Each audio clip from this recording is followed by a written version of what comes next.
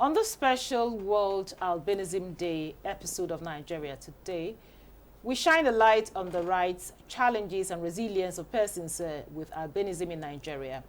World Albinism Day, observed globally every June 13, is a time to raise awareness, promote inclusion, and advocate for the protection and dignity of people with albinism. This year's theme, demanding our rights, protect our skin, and preserve our lives, echoes a powerful call to action. It reminds governments, institutions, and society at large that people living with albinism deserve not just recognition, but protection, dignity, and the full enjoyment of their human rights. From dangerous myths to physical threats, from medical vulnerabilities to social marginalization, persons with albinism continue to face multiple barriers to safety and opportunity. Tonight, we'll hear from the leading voices and advocating for change and explore how to build a society that is inclusive, protective, and just. Thanks for joining us on Nigeria Today. I am Eukaria Clinton.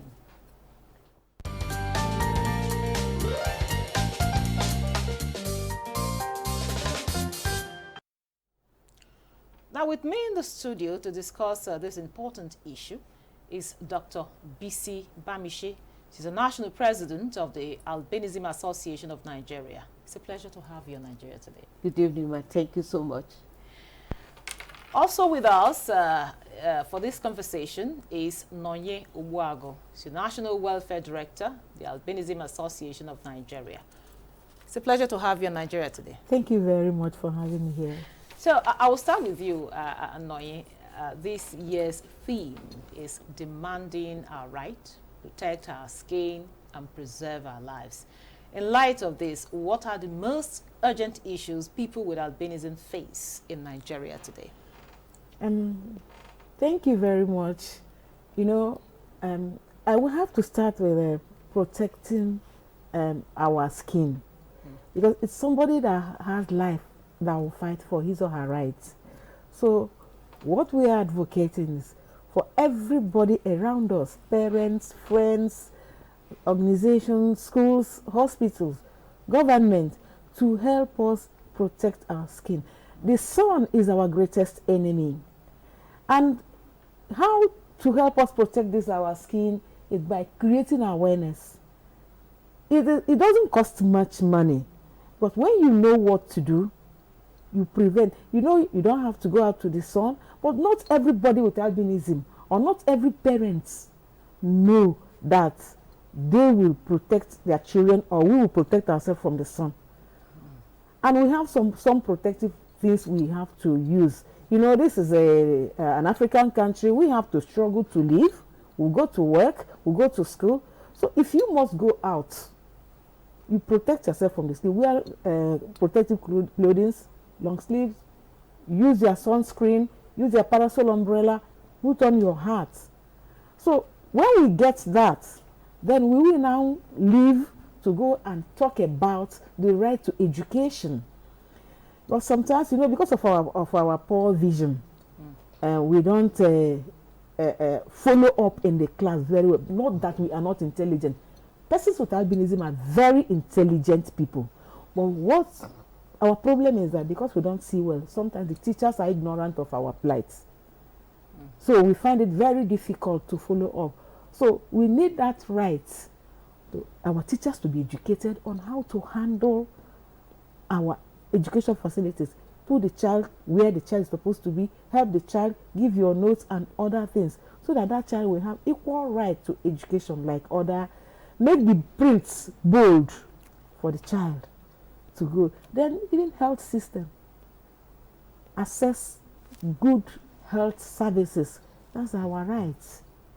And those of us who are qualified for employment, give us that employment. We can do better than every other person. We do what other people are doing. We are qualified. We are not saying when we are not qualified, don't give us.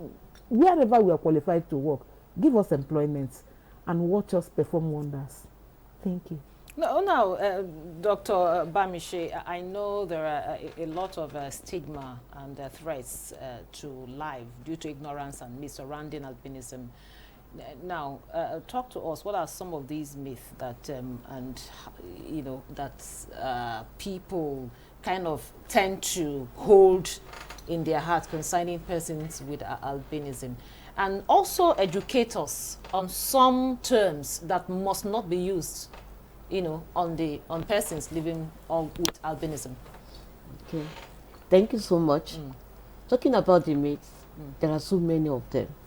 Number one, it is believed that persons with albinism should not take salt, which is wrong. How can you live without salt out there? Look, that's one. Number two, they believe that we are ghosts. Yes, they see us as ghosts. Number three, they look at us as cursed children. That's why we always, albinism is not a curse. It is ignorance that is a curse. Then also, there are some people that believe that if you have sex during the daytime, we give back to a child with albinism. Some, if you have sex when there is light, we give back to children with albinism. They are all myths. They are not true. They are not true. And there are some families, or should I say some communities, where the woman, when she gives birth to a child with albinism, they send both the mother and the child away. There are so many cases like that in the society today, where they will send the mother and the child away. We have cases of where children have been abandoned. The husband will just run. The father will run away. But this is wrong.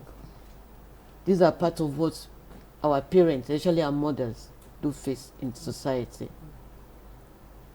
What we can do in that area is to educate people more and more, create awareness that we are not ghosts. At least you can see me, you can touch me. You can see me, you can touch me. And I can hear you too. Yes, ma. God bless you. And unknown to them, persons with albinism are very, very intelligent. I know that one. There are so many of us in high places. But come to think of it, what is albinism? That they are even looking down on us. It is when a child lacks a pigmentation that is responsible for the color of the skin, the eyes and the hair, and that is melanin.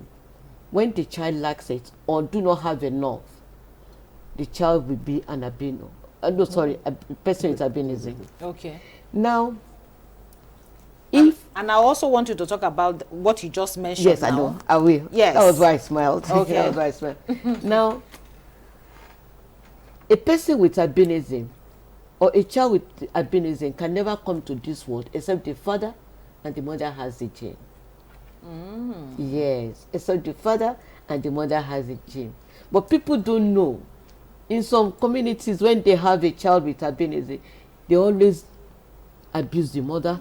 The mother is the one that went outside to bring a bastard child. They say, but it is the gene that the father and the mother have that leads to a child with albinism. So people should not look down on us. People should not call us names. When you go Pepe, when they see us on the road, all this should stop. We are children that God has wonderfully made. Now, there are some names that they do call us, which is very, very derogatory. If you call us albino, that word is wrong. The right word is a person with albinism. Okay. Do you understand? Yes, I do. And there's also one, you called it albino, right? Yes, that's the albinism. The other one is when people see us on the road and they start shouting or start singing, Oyibo pepe, ipi pepe, if you eat pepe, you will yellow more, all those things. Back then we used to sing songs like that. And they always sing it for us, so even until this age. Yeah, right from youth. But all these are wrong. How can you live without eating pepper, for Christ's sake? Or how can you live without taking salt? So all these are wrong misconceptions about persons with albinism, which we want to change. We want to change. That's why we are demanding for our rights. They are derogatory. It is wrong to call us all those names. you want a change. Oh, okay. Now, Nonye, talk to us. What are some of these rights that you think the person with albinism, they should have access to? Like I said earlier, it starts from the family. Some families, when they have a child with albinism, they deny that child access to certain things. They discriminate against the child. Maybe because, not even maybe, just because most time from the family starts from the poor vision. So the child is denied access to education. Because when the parents are not educated, when they are not aware of on how to handle the child goes to school and keeps failing. The teacher is ignorant, the parents are ignorant. So we demand for equal right. How you treat your child with a dark skin, treat your child with albinism. Do the same. Then give the child with albinism, no, let me not say special care, but inclusion. We talk of inclusion. So if the child is doing something, you don't call the child name. I remember when I was small, I wash plates. I may not wash that plate well because I didn't see it. My mom will come and say, she will call me back and say, hey, Nne, she will call me Nne. Come and see how a woman would. She will just pet me. I can't sweep. Even up till now, if I want to sweep the house, I will remove my shoes so that I will use my leg to know where there is sand. And this woman never used, she never told me, this is what you are doing. You know you're a woman, you can't see. Every time you be doing this thing, can you see? She never did. She will correct me in love. And I never knew that there's a difference between me and my siblings. Yes. Because of the way she handled. Because if she had used derogatory names for me, you will see me go back to the shell. And immediately they do that in the family, the society will follow. You see that child, you ruin that child's life. So if you encourage your child, give that child equal right, then send that child to the society. You can now fight for the child. The child goes to the school and gets the right to sit, and the child will know that now my right in this class is that I will sit in the front row because I can't see the board well. Then sitting in the front row may not even help. Then the child will get up from the seat and go to the board to copy, or demand from the teacher, please can I have your notes. All these things are the rights. Then if the teacher does not know, how will he know? So the teacher needs to be educated. When my teacher knows what I want, that is my right.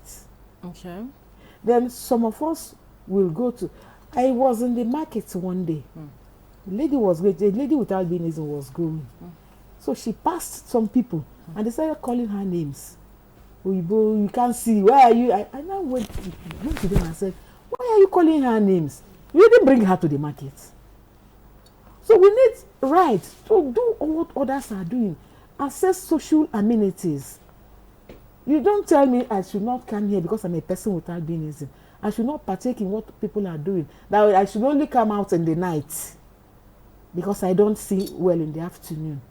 We should be given right to the inclusion to do what other people are doing in the society. So those are some of the rights, and especially this opportunity of employment. Employment. We have cases where we go, persons with albinism will go sit for entrances to have a job. They will pass. When they come to collect their appointment letter, they say, this one cannot do anything. It's a person with albinism. So, but it's what we can do. Thank you very much, Naonye. And Dr. Bamishi, talk to us about talking about social inclusion now. As the national president of the Albinism Association of Nigeria, now what programs or partnerships has the association initiated to drive policy advocacy, economic inclusion, and social protection?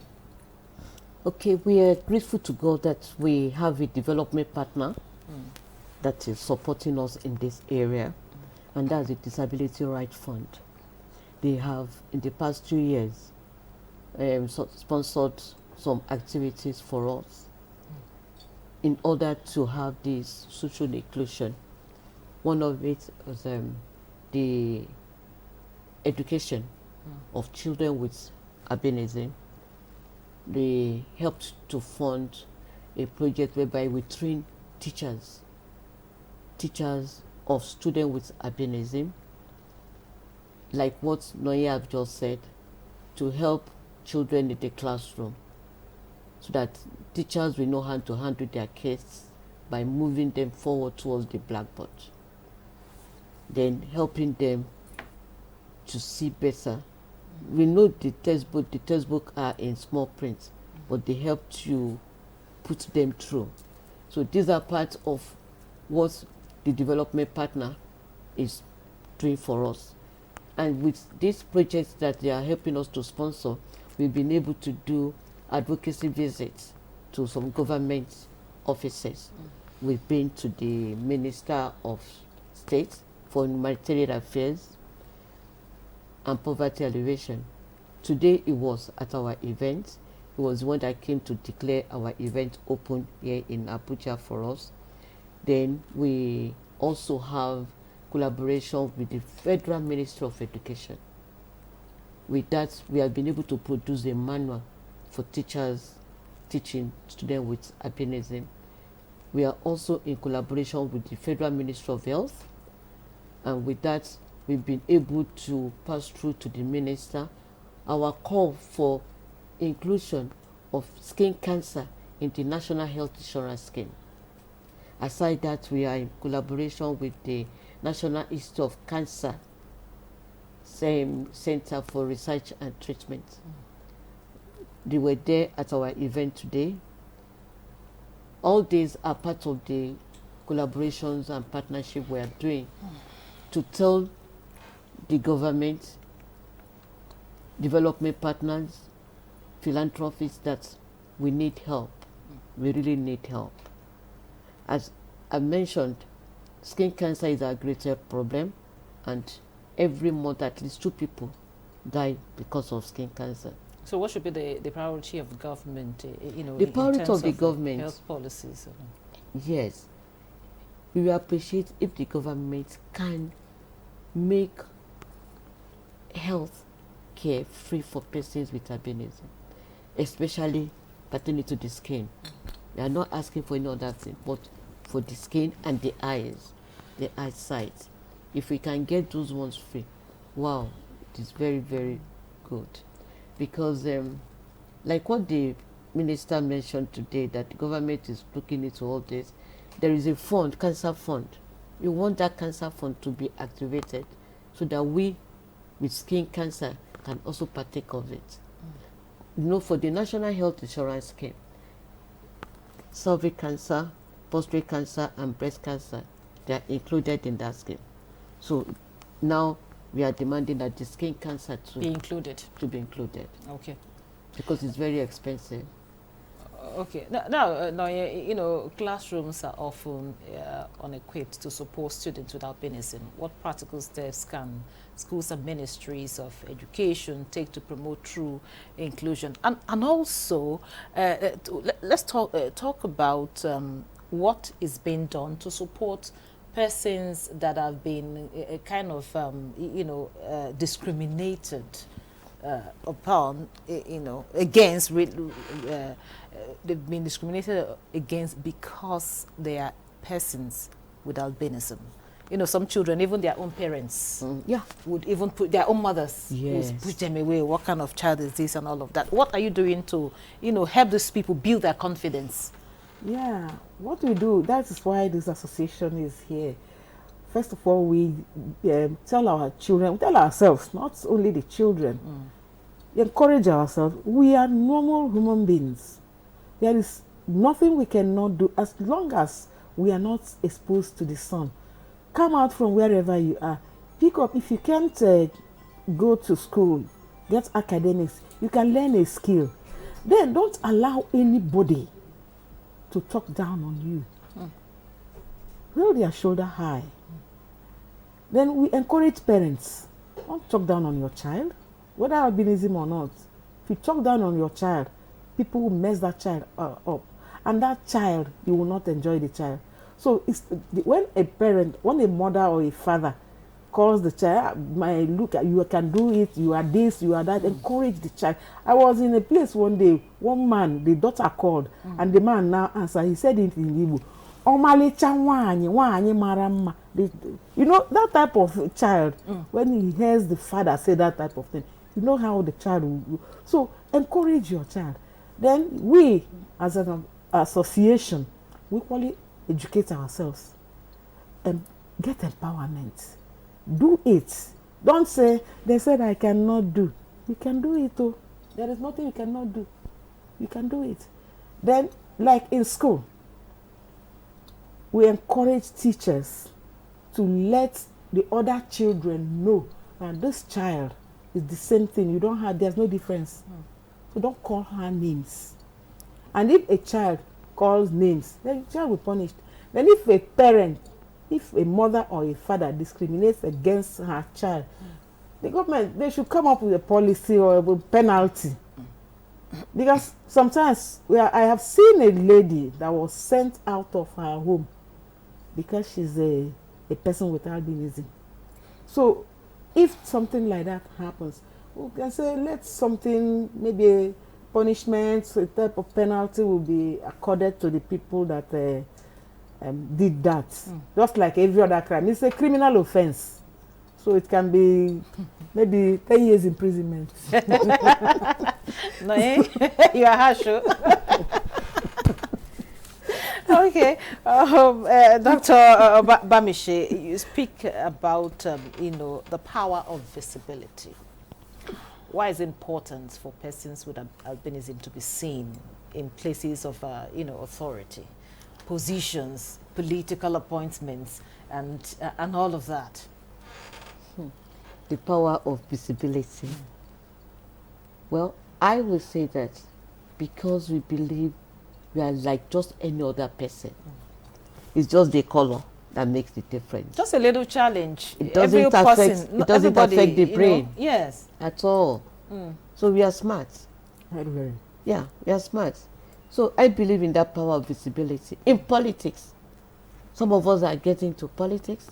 We are participating in politics so that we do good to this nation.